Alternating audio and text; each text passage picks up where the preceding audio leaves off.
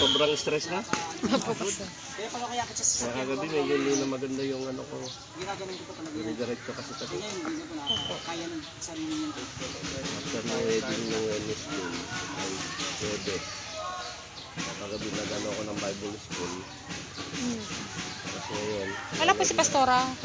Hindi nga siya nakasama dahil maano sa bahay. Maglilinis daw muna. Po. Nagpapabalik siya kaso kalayo naman kung babalik akong Tarlac tapos diretso na palit na naman.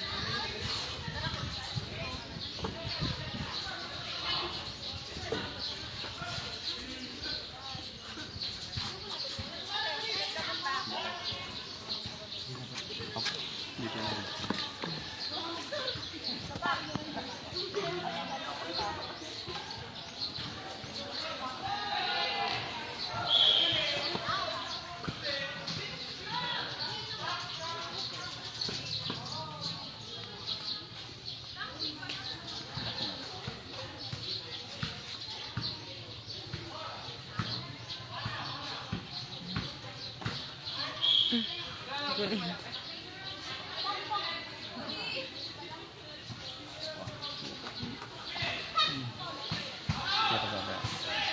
Testing yung ano, ilakad.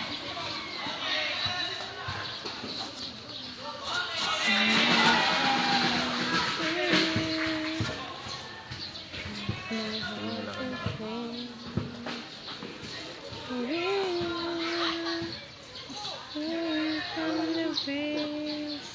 Kanina ko nito.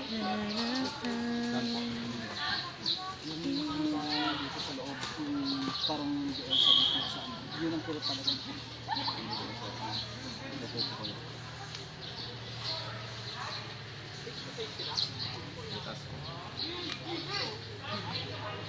Pantay na yung ano, butas. Ayan, pantay na siya. Kasi Hindi. dati nandito eh, nung una. Ganyan yung mukha nung una eh. Ano yung nagpangato dyan yun? Hindi, bumaba. Ay, Kaya ito yung nangato dati. So, Hmm. nung unang session, nandito dati, pumunta na dito. Ay, so ata lang sa naglam na ano. Hindi, iba na to. Iba na. Ito yung ano, yung pelvic. Ay, oo. Pantay na oh. Dati nung unang session, ganyan eh. Hmm. Kaya po pag ako lumalakad, parang sumisiksik din sa taas. Oo. Nung una po. Oo. Oo. Kasi tumaas yung Oo. isang pelvic. Yung pakiramdam ko na pag ako'y humahakbang, lalo na pag malayo na matagal na, parang hindi tumutugon yung dito sa ganito. Kasi ito talaga yung umangat eh. I-open siya ngayon. Pantay na siya. Kasi nawala na po yung sumisiksik dito sa taas yung Opo, pag Pastor. naglalakad ako, kaya nakakatagal ako maglakad. Kasi Dahil dati talaga, pagka yung sakit dito, uumpisa ng kirot dito, parang nandito, parang nasa paguliran ko ganito yung sakit. Opo. Ganun kasi kapag ano, disalignment yung pelvic. Okay na siya. Akala ko nun, ang may sakit ko, yung gallbladder ko eh. Ano na lang yan, i-relaxing na lang yan sa susunod. Okay naman na yan, ay balik na siya. Bibilis na ibalik ah. Dalawang kit. Pero pa, sorry pa ako. Ay, ano pala? Sige po. Kasi makirot din yan. Dito po kasi. Ako talaga na magalit. Ano yung dati yung talagang na-sprint yan? Dito po. Oo.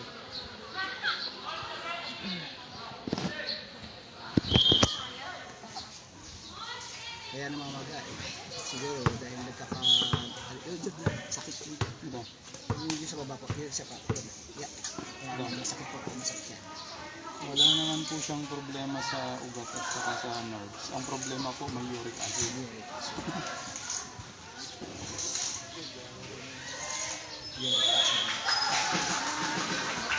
May ano ka ba? May ginawa ka ba kay pastor na magnesium?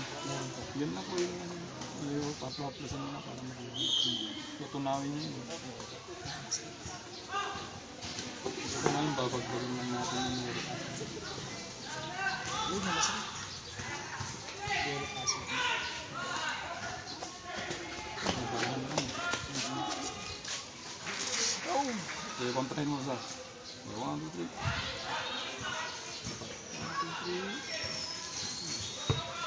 Marami yan.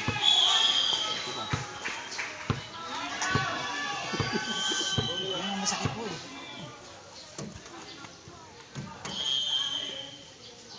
Oh, ito po. Masakit pa rin.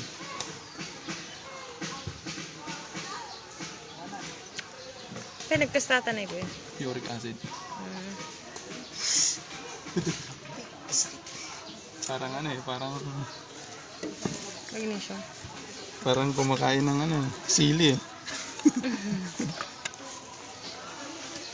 Magnesium.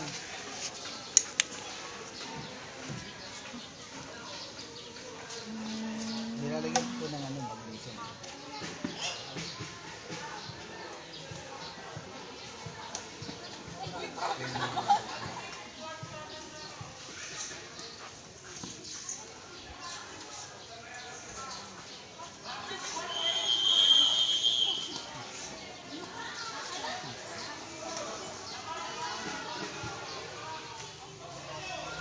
Medyo nabawasan ko yung sakit.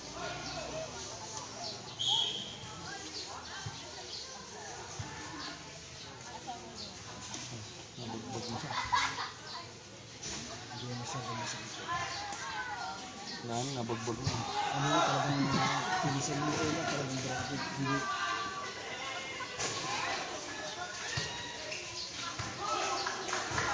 Nadurog man yan. Crystallize na pa ito. Crystallize. Ang kanina, grabe.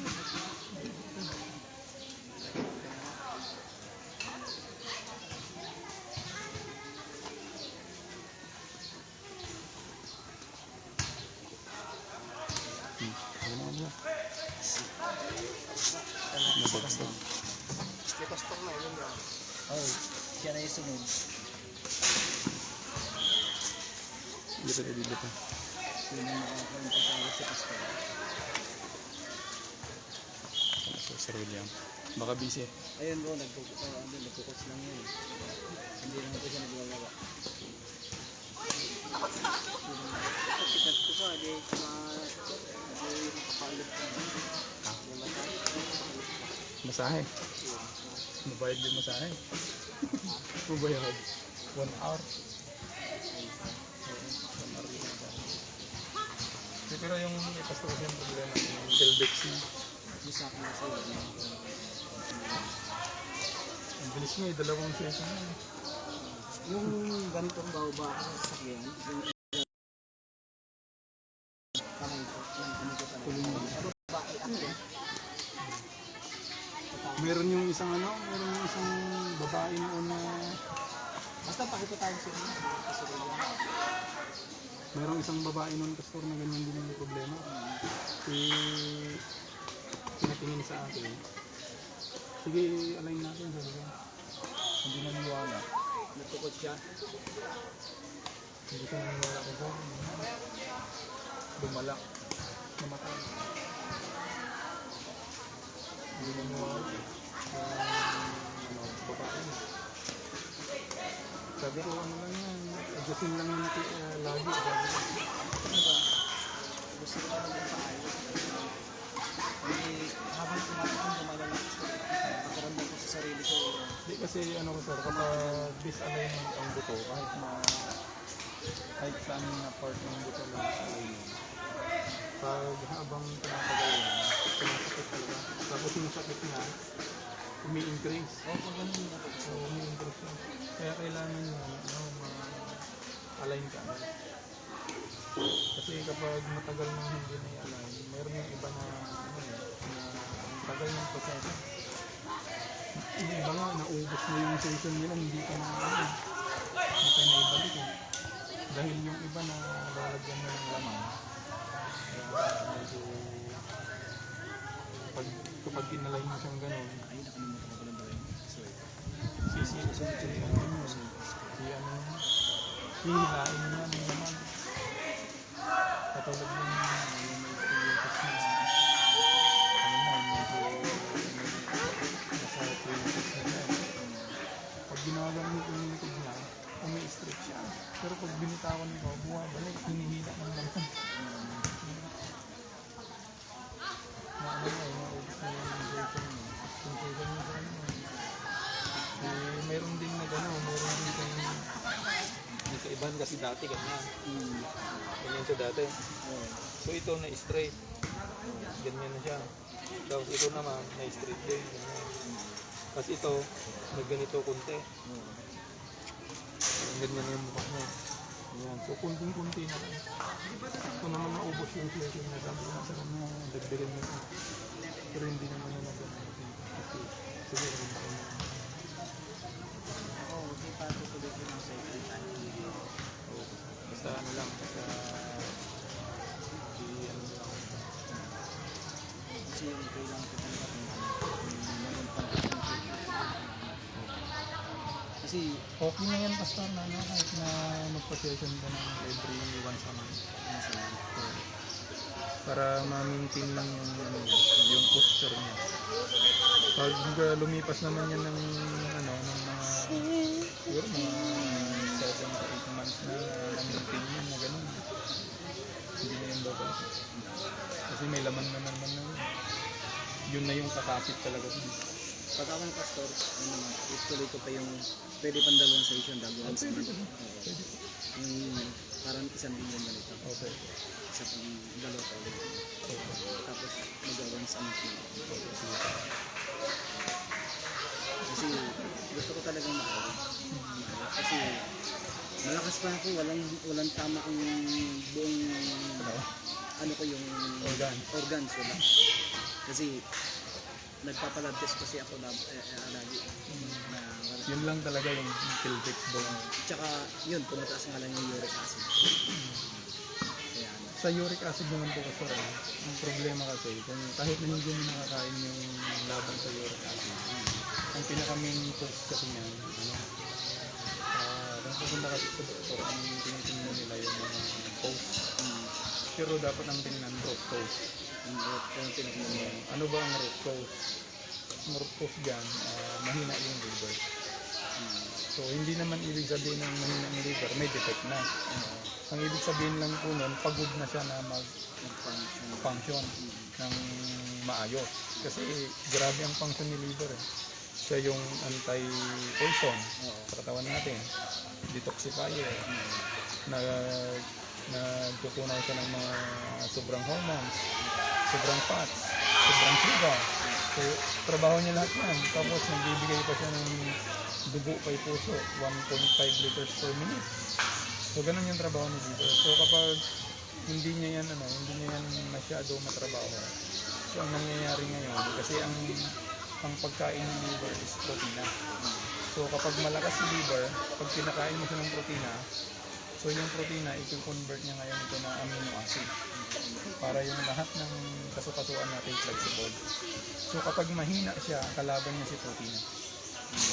Pag kumain ka ng protein, i-convert niya ngayon na uric acid. Yun ang pinaka-root cause niya.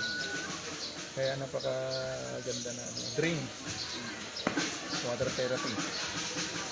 8 glasses of water a day, yung sukat po ng baso, 330 ml sa isang baso. So, i-maintain mo yun within 120 days. 330 ml. 30 ml. Yung isang bottle ng mineral water, 8 ganon sa maghapon. Hanggang 120 days. Madre-drain yun. Matatanggal yung uric acid lahat. I-penetrate mo. Kaya napaka Kasi ang ganda. umiinom ako ng warm water sa umaga. 2 glasses ko sa empty stomach sa umaga. Kasi ang purpose naman nun, yung warm water sa umaga, for yung acid, itutunawin niya. Kasi habang natutulog tayo, yung tiyan natin, pero mabagal. Kaya nagpro-produce ng acid. Kaya kung minsan mapapansin mo, wala ka pang pinasok sa tiyan mo, tapos bigla ka nagkape. Di ba sasakitan mo? Kasi yung kape acid yun. Maliban lang sa mga herbal na kape na walang acid. Ayun. So, or kakain ka, sabihin nila hindi kasi kasanay na kumain ng umaga kaya kumakain ka. Pero ang problema talaga doon, acidity sa loob ng tiyan. Kaya dapat warm water muna para tutunawin na yun. Kasi yung kakainin natin acid muna. Eh kung may acid sa loob, acid plus acid. Kaya pala yung simulan ko yung warm water. Kasi dati, pero hindi ako. Mo pa lang. Pagka umaga, May kasi